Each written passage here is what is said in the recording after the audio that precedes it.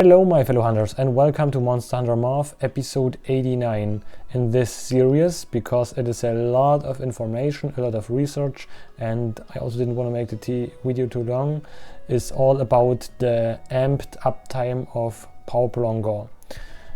Previously in Monster Hunter Rise I made a lot of research. I spent hundreds of hours in analyzing gameplay about the amp uptime. Also with collaborations with other theory crafters as well, using different methods to get a percentage value of the different levels and different file types, which is pretty complicated. And yes, was the main reason, because in Monster Hunter Rise it was pretty tough to get a power file charged, and it was why the elemental files were mostly meta. Then for Sunbreak everything changed. We got the counter amp, and so the amp uptime wasn't interesting anymore, and also a lot easier for the damage calculations and everything else. So it doesn't play the rule whether you have a power file or an elemental file, and you doesn't really need Prolonger anymore at all. Now things got a little bit complicated. Meanwhile, it's a little bit easier to get the file charged in comparison to Monster Hunter Rise.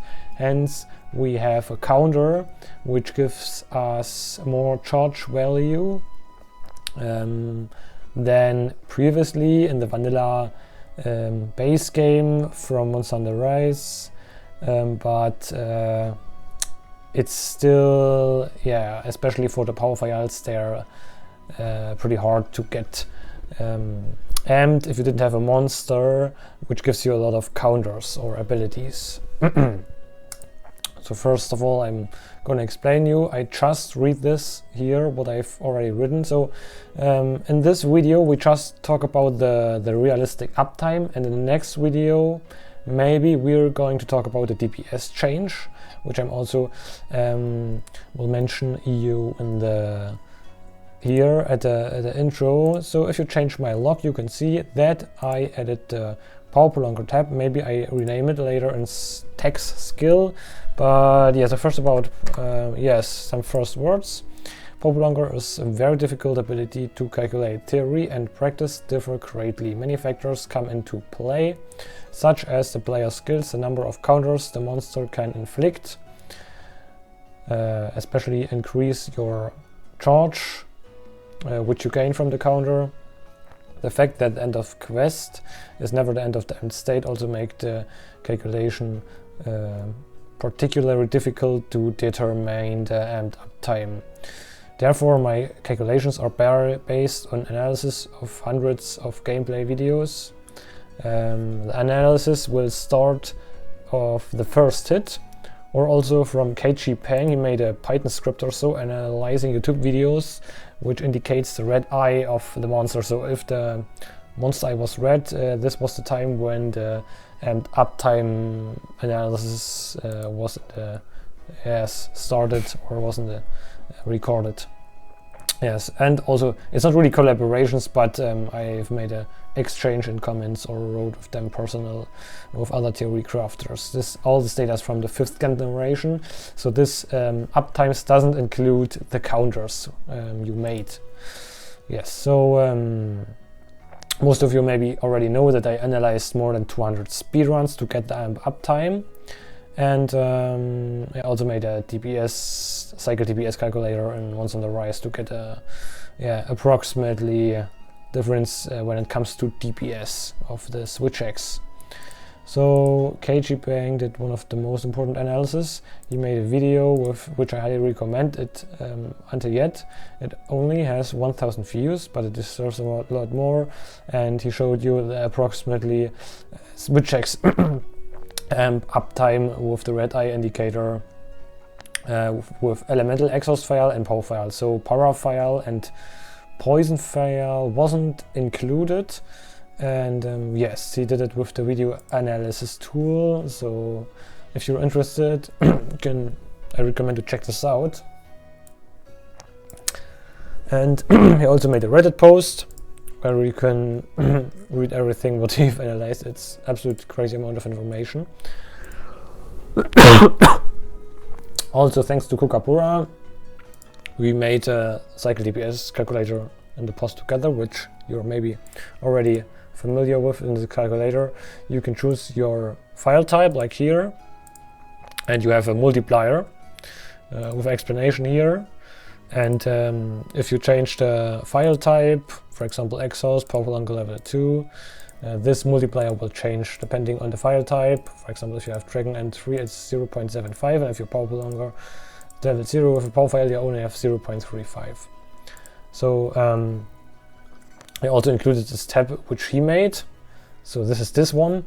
This is about his approximate guess of the amp uptime, which is, like you can see, for the power file it is only 35%, and if you have Power Prolonger level 3 it is 50%. So I recommend to use this table for beginners. So if you never really played SwitchX before, or you're pretty new, I think this table is more realistic. It is more beginner friendly, realistic, because the other data is here is for speedrunners or more experienced players. So if you're new, check it out. Has pretty low, so amp uptime for the power file, which is pretty hard, for beginners to get amped. And yes, now maybe you're already familiar with my sheet, which you can see here, which I did in the past, which is absolutely insane amount of information. With the analysis of more than 200 SwitchX runs in different types of files. As you can see it, I also added the number of runs and corresponding level of Power Prolonger. By far the most runs are made with elemental files and with power files. For element, I have analyzed 91 runs with elemental or exhaust file and 91 runs with power file. So from these two files we will have the by far most exact and realistic data, and I also use these values to get how it's called, coefficient for the other file types to fill the gray gaps here where I didn't get any information because nobody plays Pollution file with level 2 Power Prolonger, with level 1 Power Prolonger. Okay, about this. Like you can see, this table is now pretty interesting. It says that in general, if you're not using Power Prolonger, you amp for 45 seconds. With one level of Power Prolonger, it is 58. With two levels, it is 72. And with three levels of Power Prolonger, it is 90 seconds. So level 3 of Power Prolonger doubles your time when your SWAT is amped, but it doesn't doubles the amped uptime, which makes the calculating a little bit complicated. As you can see here, Power Prolonger 3 is very useful. It is stronger than the previous two levels because the percentage increase is higher than from the previous. First two levels only give you each 30% more time, and level 3 additional 40%. But the thing is, as you can see, regarding to the numbers here, it doesn't mean in realistic that you're also 40% or 70% more uptime than with level 1, because as you know, most monsters are killed like in whiles, like in 2 or 3 minutes. In this case, it's not always makes sense to use the maxed out Power Prolonger, especially when you have an elemental file, because let's say the monster gets a skull or so and then you're now amped again, and like 80 seconds amped in a time period where the quest is already over. So that's why it's not continuously increasing, because of the different cycles.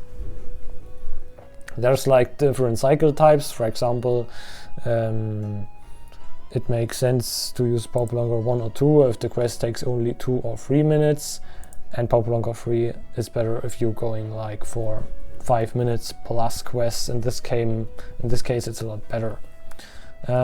Yes, you can see here also the additional time per seconds you gain with the different levels. Level 1 13 seconds additional, from level 1 to level 2 14 seconds, and from level 2 to level 3 18 seconds, which is a lot more than from the previous levels. I also forgot to mention a very important thing, that every file type charges slower or faster. We have slow and fast file types. The fast is the dragon or poison Phial, which only needs a charge value of 50. So every hit you do with your sword have this gouge generations. Gouge generation, or how it's called. This is like a value which fills the amp meter. Yes, like you can see here for the sword, there are like different values, and Heaven's Sword Fury is the best attack to charge your switch X. That's, for example, for a poison or dragon Phial, you only need one combo for the Heaven's Sword Fury, and it's already filled, because yes. Let's go back to Power Prolonger.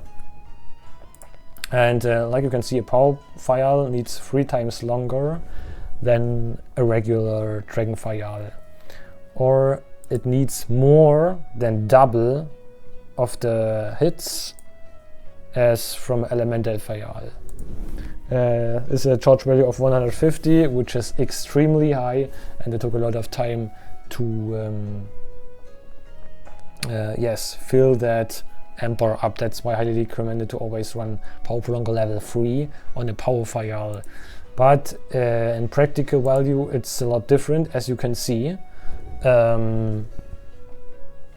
It is 3 times higher, but it doesn't mean that you have 3 times higher amp uptime on the Elemental Phial. As you can see, it is only 15% difference at level 3. So I didn't want to explain too much about this value, just what you can read at the bottom. There are like bold values and italic values, and for the bold values they are like very real. They're pretty realistic, because every value from this is like out of 20 or up to 30 runs. Ja, es geht ja los. So these are the most realistic values, and for the Power Phial and Dragon Phial I have used for the calculation a coefficient to get a reliable practical percentage value. So as you can see, morph wise, when you calculate you can get the 100%, but it is practically impossible to get 100% uptime on a Dragon Phial. Yes, and I've used this calculation here. That means the percent of amp difference you gain per 10 charge value. So this was the main value I put I used for how's called let's give me a second. As relation. Okay, these are the values I used for the relation to get these other coefficients. And as you can see, the higher your level of Power Prolonger is, the less percentage of amp increase you get, because it's impossible to reach 90% amp uptime. That's even for the very best speedrunners. As you can see here, they only reach 80% with Elemental Phial. You can't reach more. That's why we have this corresponding value which I calculated. and which I also wrote here, for example, is a very interesting comparison. As you can see, Power Phial with Power Prolonger level 3 has an uptime of 65%, which is exactly the same as Elemental or Exhaust Phial without Power Prolonger. And that's the reason why you need on every Power Phial Power Prolonger level 3, and sometimes on my recommendation of the DPS. Sorry, that was the wrong tab. Yes. For example, as you can see, for the Vulgar Anjanath, I didn't use Power Prolonger at all, and for all the other Power Phial weapons, Prolonger maxed out. And the reason is because it doesn't make a DPS difference, because they have the same uptime. And yes, the following up I go more into DPS comparison. Now we come to the most interesting part of this video. Yeah, this is like a... I can also make a... Yes. I think it's a little bit better to explain. It's not always the same, so sometimes you can also get worse or higher uptime depending on the amount of counters you do or what else. So that's why also I have these lines here, which shows also a 10% difference from the value I got from the analysis. And like you can see here, Power Phial with Power Prolonger level 3, 65, and Element or Exhaust Phial with Power Prolonger 0 also have the same uptime. So, and as you also maybe recognize, it doesn't increase continuously. There is a big jump from Power Prolonger 0 to level 1. So it's highly recommended to always use at least one level of Power Prolonger, because you have a very like 10% jump there, or even 20% jump there, depending on the file type. Yes, and from Power Prolonger level 2 or 3, it is a little bit less increase. Yes, highest increase is from level 0 to level 1, and then later from level 2 to level 3 there's also a big increase, especially on the Power Phial. Like you can see here, it's an increase of 7 or so. Yes, and on the Elemental Phial it is only like 4.